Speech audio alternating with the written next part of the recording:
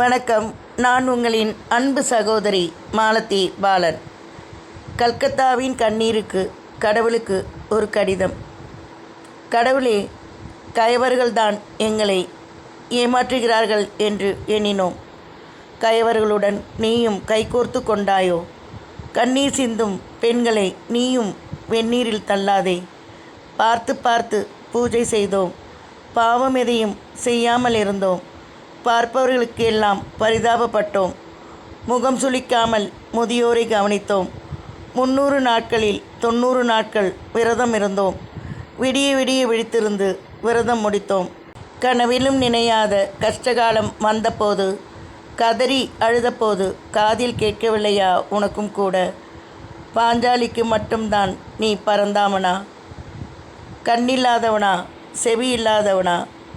வாய் இல்லாதவனா? எதற்காக இந்த மௌனம்? இந்த இயலாதவர்களை பார்த்து தூணிலும் இருப்பான் துரும்பிலும் இருப்பான் இறைவன் என்பதெல்லாம் பொய்யோ? நீயும் பொய்யோ? நான் இருக்கும் இந்த கோலமும் பொய்யோ? நீயும் கயவருடன் கைகோர்த்து கொண்டாயோ? நீ விழிக்க நான் என்ன செய்ய வேண்டும்? விடாமல் தவம் செய்ய வேண்டுமா? என்ன செய்ய வேண்டும்? இறைவா, உன் காதுகள் இவற்றையெல்லாம் கேட்க, உன் கண்கள் இவற்றையெல்லாம் பார்க்க என்ன செய்ய வேண்டும் இறைவா?